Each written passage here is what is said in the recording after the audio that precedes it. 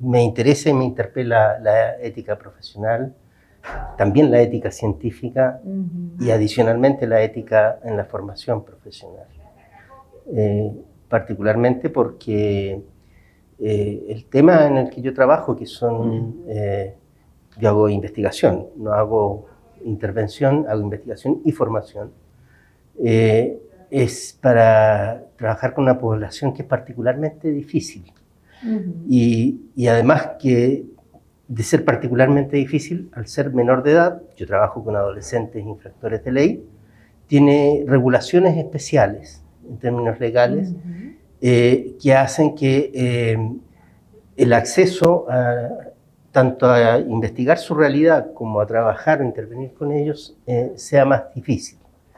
A mí lo primero que me gustaría decir es que nosotros llevamos muchos años en esto. Yo la verdad es que empecé trabajando como profesional en un centro de menores de edad que estaban no privados de libertad porque no existía eso, pero sí internados en periodos largos, muchos de ellos por haber cometido delitos, pero sin que eso fuese la causa, sino que eran niños que vivían en la calle, que cometían delitos, que los tomaban detenidos y que los internaban.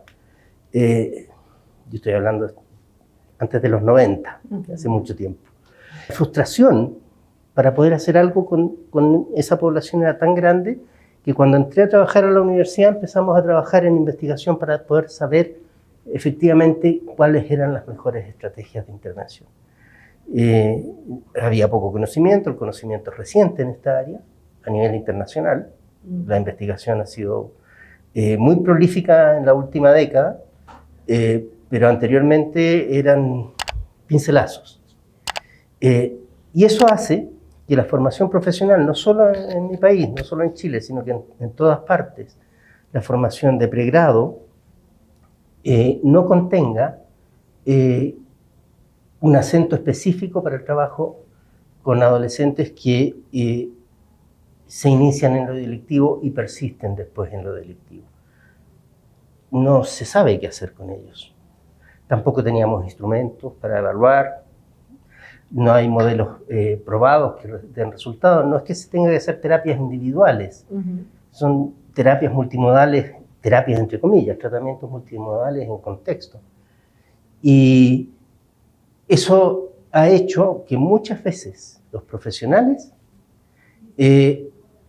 usen criterios ideológicos incluso para atender necesidades que desconocen. Y además, a consecuencia de ello, cuando se dan cuenta que no resulta lo que están haciendo, los profesionales se queman, abandonan el campo profesional, se cambian a otras áreas. Un adolescente generalmente es sancionado por 2 a 3 años y se supone que durante todo ese tiempo va a estar acompañado por un profesional que va a conducir la intervención orientada a que deje de delinquir y que genere competencias para insertarse en la sociedad. Sobre todo los que están en medio libre, que son en todos nuestros países más del 70% de los que cometen delitos, están en sanciones acompañadas en el entorno comunitario. Bueno, los profesionales duran a veces 2 años y la mayoría menos. O sea, durante el periodo de sanción, un chico tiene por lo menos 3 o 4 profesionales acompañándolo. Altísima la rotación. Altísima, altísima. Y eso significa que todo lo que le dijo uno y que estaba haciendo con él, queda en el aire. Se va el profesional y todo de nuevo, entra otro y le pregunta las mismas cosas. ¿Qué es lo que aprenden los chicos? Aprenden a cómo trabajar con psicólogos, con trabajadores sociales, con abogados, a cómo moverse en el sistema para salir indemnes. Entonces, finalmente, las intervenciones son iatrogénicas. Y ni siquiera es por mala práctica, sino que porque el sistema no ha generado esa continuidad. No permite. No ha generado las competencias para que la gente haga bien ese trabajo. Esta población, y la hemos ido descubriendo en el último tiempo, es muy resistente a la intervención, pero no es por características personales, que es lo que tendemos a atribuir. La criminología por años nos ha dicho que quienes delinquen, que los delincuentes lo hacen por características individuales. Y no es así. Hay una historia detrás de eso, una historia que desconocemos. Y lo que estamos viendo, y la evidencia internacional lo ha demostrado, es que la historia de daño detrás de los adolescentes que delinquen es tan alta que no tienen más recursos para enfrentar la realidad que el comportamiento antisocial. Replican lo que han vivido. Entonces, para atender a esa población que constituye quizás el 1% de la población de un territorio, se necesitan profesionales de un nivel de especialización tan alto como un cirujano vascular para operar un infarto. Esa parte es muy importante, Ricardo, porque claro, la implicación ética ahí es clarísima en cuanto a la calidad de la formación. La formación que recibimos como profesional. Te pregunto, ¿en Chile se exige un posgrado para trabajar con esta población o puede hacerlo un psicólogo sin posgrado? Bueno, en Chile en la última década se logró un debate que yo diría que es extraordinario en la formulación de una política pública, con mucha participación de investigadores, no solo nosotros, muchos otros, y que llevó a diseñar un nuevo servicio para trabajar en justicia juvenil, que tiene una base teórica y de evidencia empírica muy fuerte, y que exige la acreditación de experiencia y de competencia. Exige a los profesionales que trabajan acreditarse. Exige a las instituciones acreditarse. Y va a exigir a los programas evaluación permanente para acreditarse y si quieren seguir trabajando en esto. ¿Y eso ya está implementado? Empezó el año pasado. Ok. O sea que todavía no hay unos datos para saber si esos índices de rotación del personal han mejorado. Lo que sí ha ocurrido es que para poder hacer esto tuvieron que subir las remuneraciones, porque se paga muy mal además. Claro. Entonces lo que ocurría es que un profesional recién titulado, donde primero encontraba trabajo, era en un programa de estos. Pero era un programa que ganaban $1.000 al mes, digamos, una cosa así. Y muy poco para el estándar o la necesidad del país. Esos eran como 240.000 pesos colombianos, más o menos. Y esos profesionales, evidentemente sin experiencia, tomaban el trabajo pensando que iba a ser un trabajo para el que estaban capacitados, no lograban, y en cuanto encontraban otro trabajo se salían. Y eso genera una rueda. Claro. Una vez que ellos se salen, los que vienen saliendo entran de nuevo a eso. Y así estaba funcionando el sistema. Entonces ahora lo que ocurrió es que el nuevo servicio exige mínimo 3 años de experiencia y está pagando un 50% más de lo que se pagaba antes. Por lo tanto, la gente ya no va a entrar saliendo de la universidad. Tiene que haber trabajado previamente, profesionalmente, para poder optar a estos trabajos. Esa remuneración sigue siendo baja para el nivel de especialización que se requiere, pero es mejor que otras remuneraciones y por lo tanto la gente va a tender a permanecer un poco más de tiempo. Estamos viendo que sí, que la gente está permaneciendo y está apostando por formarse. ¿Y es una formación de cuánto tiempo, de posgrado? ¿Es a nivel de especialización o de maestría?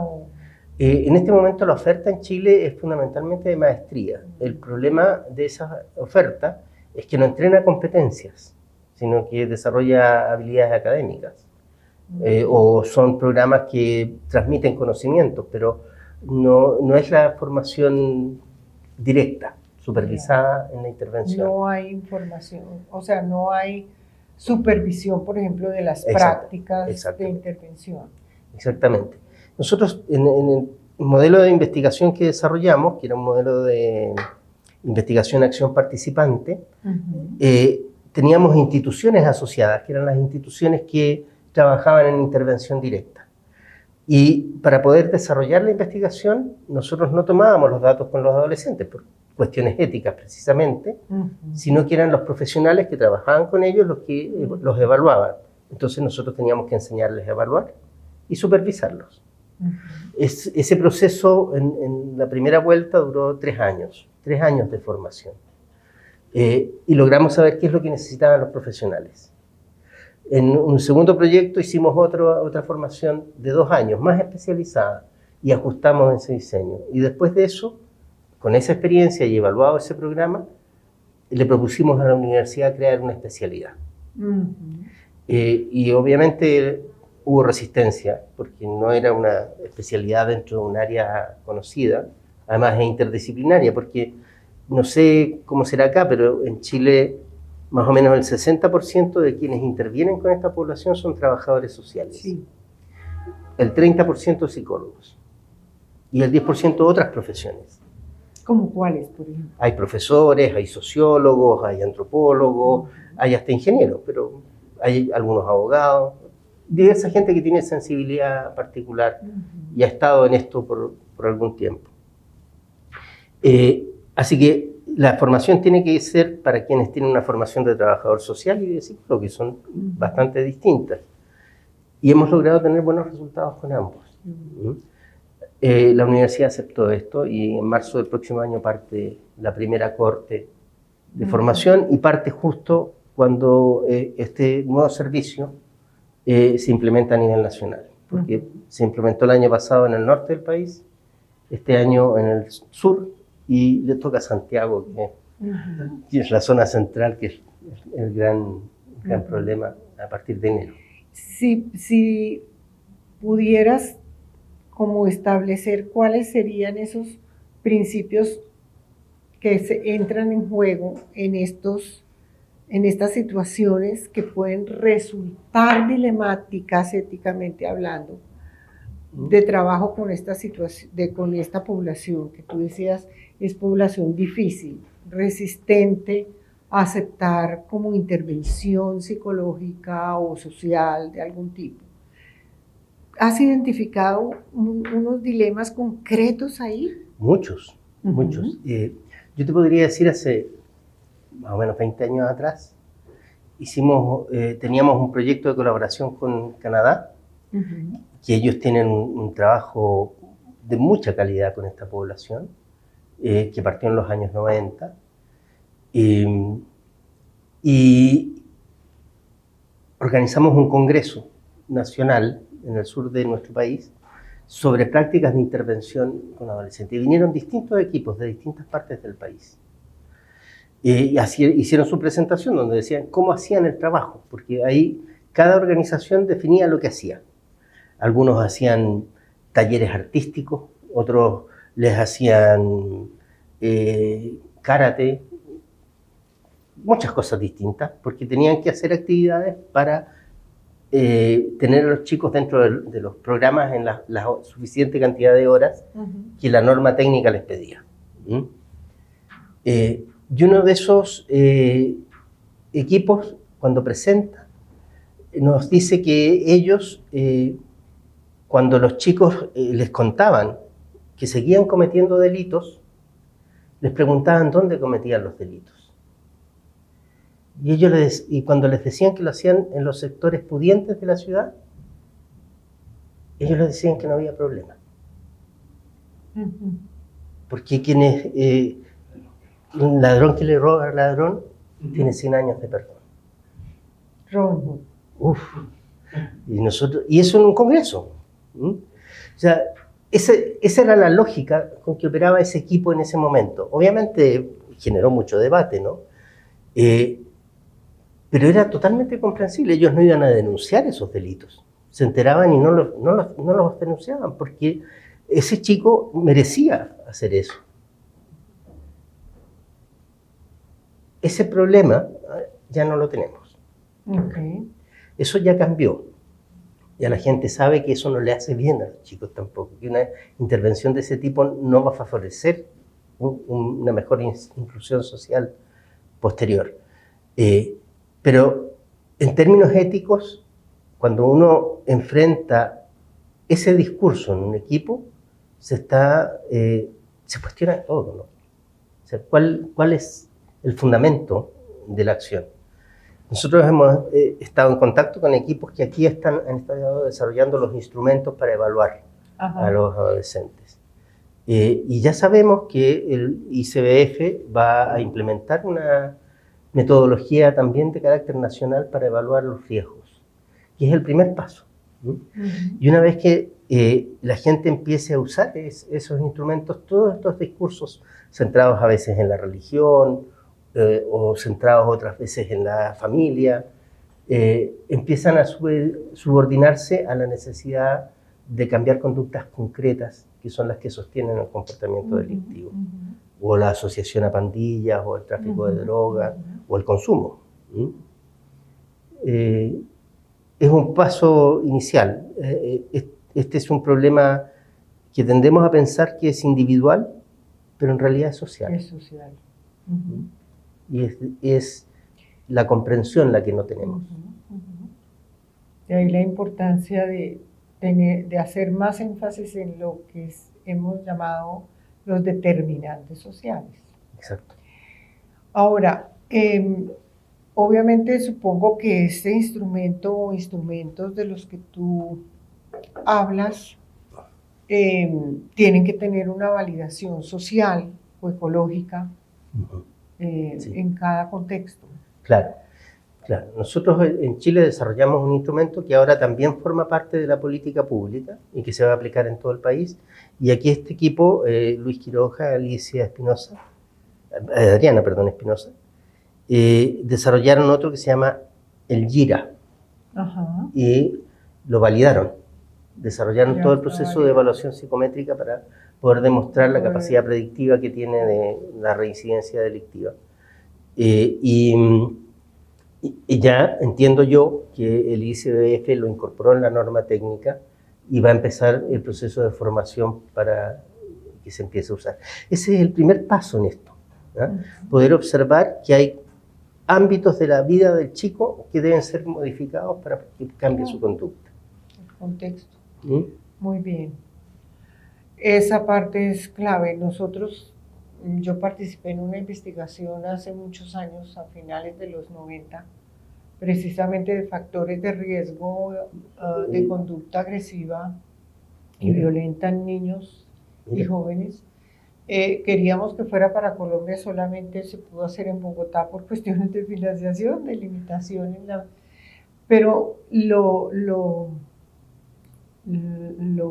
decepcionante a veces es ver cómo, a pesar de que las investigaciones dejan datos, conocimientos importantes y recomendaciones, el problema está en la implementación precisamente de las políticas para poder cambiar esos factores contextuales que son los que determinan estos problemas de delincuencia juvenil, ¿no? Sí. Entonces, sí, ahí hay unos retos importantísimos y ojalá que sigamos avanzando en la implementación, sobre todo, porque ahí yo creo que es donde está gran parte del problema. Muchísimas gracias, Ricardo.